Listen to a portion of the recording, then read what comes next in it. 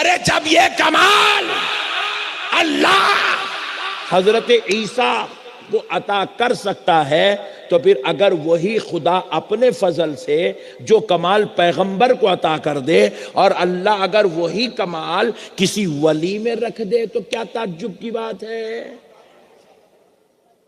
کیا جھگڑے کی بات ہے بھائی؟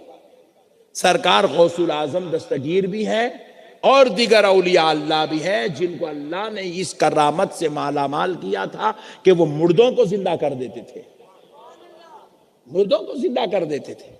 اللہ نے ان میں یہ خوبی، یہ صلاحیت رکھی تھی۔ میرے پیارے بزرگ اور دوستو، اگر یہ اللہ اللہ ہو کر اگر دے دے تو کیا تعجب کی بات ہے؟ دیکھو بھائی، جھاڑ ایک ہی ہے، یہاں بھی دیکھے تو ویسی درخت کا جھاڑ نکل رہا، پھر اس کے پر ایسے ٹہنیاں ہیں، پھر پتے ہیں، پھر کو پھل ہے، پھر تھوڑی دور کے بعد پھر دوسرے کھیت میں اور ایک جھاڑ لگا ہوا ہے، پھر اس کے درخت ہے، ٹہنیاں ہیں، پتے ہیں، پھر پھل ہے، پھر اور دوسرے کھیت میں گئے وہاں پہ ایک جھاڑ ہے۔ ایسے 100 کھیت ہے بیکانیر کے اندر، 100 کھیتوں میں ہزاروں قسم کے جھاڑ ہے، مگر ایک جھاڑ کو آم لگ رہا، ایک جھاڑ کو جام لگ رہا، ایک جھاڑ کو انگور لگ رہا، ایک جھاڑ کو پھل لگ رہا ہے، کوئی اور پھل لگ رہا ہے، کوئی اور پھل لگ رہا ہے، کوئی اور پھل لگ رہا ہے۔ سارے درختوں کا زمین سے نکالنے والا اللہ، پھر اس کو درختوں کو ٹہنیاں اور پتے دینے والا اللہ، مگر یہاں پھل الگ نکل رہا ہے، وہاں پھل الگ نکل رہا ہے، وہاں پھل الگ نکل رہا ہے، وہاں پھل الگ نکل رہا ہے۔ کیا مطلب ہے؟ اللہ بتا رہا ہے بندے یہ ساری کمال تیرے رب کے ہیں، یہ خدا ہے جس کو جو چاہے جیسے چاہے نعمتیں عطا کر دے، کسی میں آم پیدا کر دے، کسی میں جام پیدا کر دے، کسی میں انگور پیدا کر دے، کسی میں کچھ پیدا کر دے، کسی میں کچھ پیدا کر دے۔ یہ رب کا فضل ہے، یہ رب کا کمال ہے۔ ہمارا کام کیا ہے؟ آمنا صدقنا، قبول کرنا۔ اللہ اللہ ہو کر ولیوں کو کرامتیں دے رہا ہے تو اس کا انکار نہیں کرنا، قبول کرنا، اسی میں ہماری سلامتی ہے، اسی میں ہماری نجات ہے۔ مگر ولیوں کے تعلق سے بول رہا ہوں، یہ بھی پوائنٹ سن لو آپ، ہمارے راجستھان میں بہت بھولے مسلمان ہیں، اور یہ بہت بڑے مرشد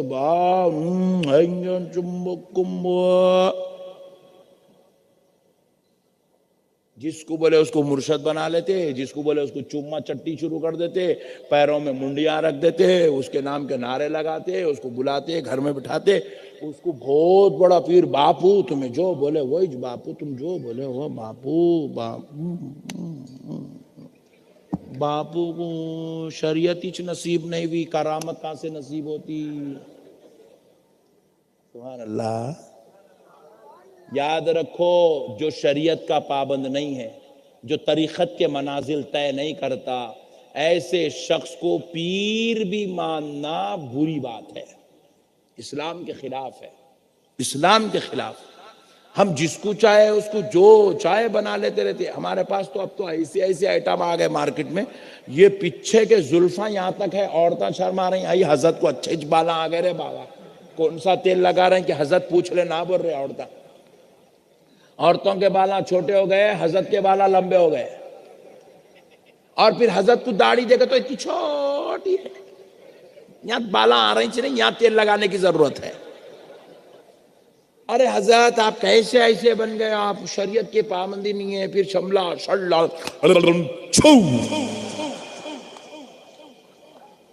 ایسا چل رہا مارکیٹ میں، نئے نئے ٹیپیکل ٹائپ کے لوگ آ گئے، اور ہمارے بیکانیر کے بھولے مسلمان لیجئے 5000۔ یاد رکھو مسلمانوں، کوئی بے نمازی، اللہ کی قسم کرامت دکھانا تو دور کی بات، بے نمازی پیر بھی نہیں ہو سکتا، کرامت دکھانا تو بہت دور کی بات ہے۔ جو شریعت کا پابند نہیں ہے وہ پیر بننے کے لائق نہیں ہے، وہ مرشد بننے کے لائق نہیں ہے۔ آپ اگر اس کو اللہ والا سمجھتے ہیں تو آپ کے اتنا بڑا بے وقوف پھر دنیا میں بھی کوئی بھی نہیں ہے۔ شریعت کا پابند ہونا ضروری ہے، طریقت کا پابند ہونا ضروری ہے۔ کیا تھے حضرت غوث پاک رضی اللہ تعالیٰ عنہ سے اتنی کرامتیں ظاہر ہوئی؟ کیوں؟ سنو یہ کرامتیں کیوں ظاہر ہوتی تھی؟ سرکار غوث العظم دستگیر کی کرامتوں کا چرچا اتنا چلا، اٹھتے بیٹھتے کرامت ظاہر ہوتی تھی غوث پاک سے، چلتے پھرتے کرامت ظاہر ہوتی تھی غوث پاک سے، آتے جاتے کرامت ظاہر ہوتی تھی غوث پاک سے۔ کثیر الکرامات غوث اعظم۔ ایک شخص کو پتا چلا کہ غوث اعظم سے ایسی کرامتیں ظاہر ہوتی، تو انہیں کیا کرا، اپنے گھر سے نکلا، بولے جا کے غوث اعظم کا رہیں گے، ان کے کرامتیں دیکھیں گے، بلکہ شوق میں غوث اعظم کے پاس آیا۔ سرکار غوث پاک رضی اللہ تعالیٰ عنہ سے ملا، قدم بوسی کرا، دست بوسی کرا، بولے سرکار میں آپ کے پاس کچھ دن رہنا چاہتا ہوں۔ غوث پاک بولے جی اچھی بات ہے، خادموں کو بلائے، ان کو لے جاؤ خانقاہ شریف میں رکھو۔ کچھ دن بولا، 40 دن رہ گیا، 40 دن کے بعد بولا سرکار اجازت دیجئے میں جانا چاہتا ہوں۔ غوث پاک فرمائے جی اچھی بات ہے جائیے، مگر اتنا تو بتائیے آئے کئی کو تھے، جا کئی کو رہے؟ بولے سرکار آپ کی کرامتوں کا چرچا سنا تھا، آپ کثیر الکرامات ہے، صاحب الکرامات ہے، آپ سے کرامت پہ کرامت، کرامت پہ کرامت ظاہر ہوتی ہے، تو وہ کرامت دیکھنے کے لیے آپ کے دربار میں آیا۔ غوث پاک فرمائے دیکھے کرامت؟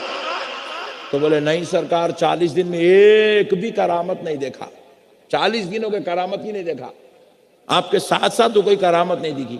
غوث پاک مسکرا کے بولے کیا تم نے 40 دن میں کبھی مجھے شریعت کے خلاف کام کرتے ہوئے دیکھا؟ کیا 40 دن میں کبھی تم نے مجھے اللہ کی عبادت میں نافرمانی کرتے ہوئے دیکھا؟ بولے نہیں دیکھا۔ بولے 40 دن میں کیا تم نے مجھے کبھی کسی کو دل آزاری کرتے ہوئے دیکھا؟ بولے نہیں دیکھا۔ کیا تم نے 40 دن میں کبھی کسی کو میں نے دھوکہ دیا؟ کیا تم نے میرے اندر ایسا عمل دیکھا؟ بولے نہیں دیکھا۔ تو پھر غوث پاک مسکرا کے بولے پھر اس سے بڑی کرامت اور کیا چاہیے؟ یہ اصل کرامت یہ ہے۔ پانی پہ چلنا وہ بڑی کرامت نہیں ہے، ہواؤں میں اڑنا بڑی کرامت نہیں ہے، مردوں کو زندہ کرنا یہ کرامت بڑی نہیں ہے، شریعت کا پابند ہو جانا، تقوی والا ہونا، دن و رات اللہ کی یاد میں مصروف رہنا، دنیا کو بھول جانا، اللہ کی قسم یہ سب سے بڑی کرامت ہے، یہ سب سے بڑی کرامت ہے میرے بھائی۔ ہم لوگ کیا کر رہے ہیں؟ ایسا کرامت بولے تو ہمارے پاس چھو ہاتھ میں پھول دکھاؤ، یہ جادو ہے، جادو، کرامت نہیں ہوتی، جادو ہے۔ یہ کیا ہے بولو؟ جادو ہے، یہ جادو ہے، کرامت نہیں ہوتی ہے۔ کرامت جو ہے ان سے صادر ہوتی ہے جو اللہ کے ولی ہوتے ہیں۔ یہ جو بیچارے 3 مہینے تک پانی سے نہیں نہا رہے، دیکھو ایسے بڑے بڑے زلفاں چھوڑ لیا، یوں پٹکا بن لیا، ہاتھ میں لکڑی پکڑا،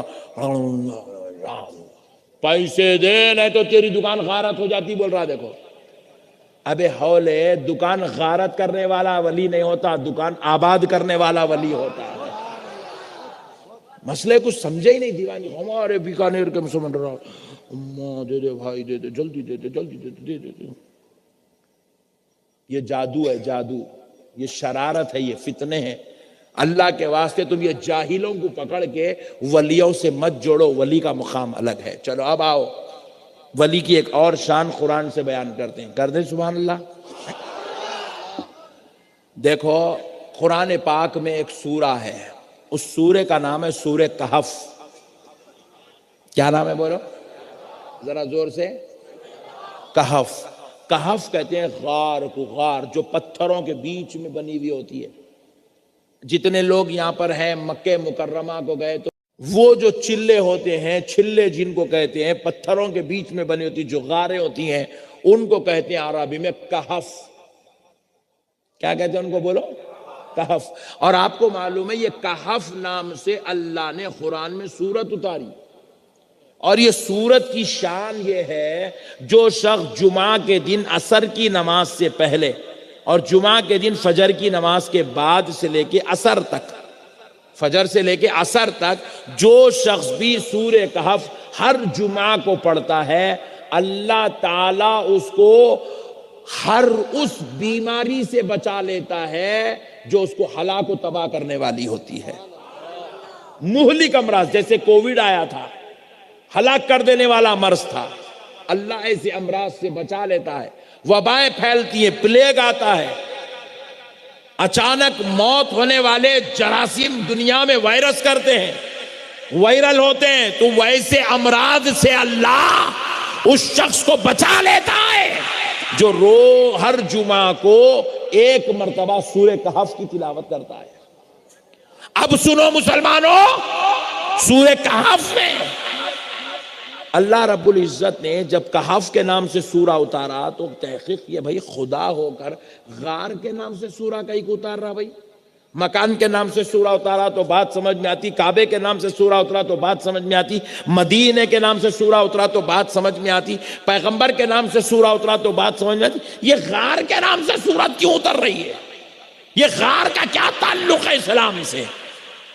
تو جب اس سورت کا مطالعہ کرتے ہیں تو پتا چلتا ہے کہ اس سورت میں غار کا ذکر ہے، غار کا ذکر۔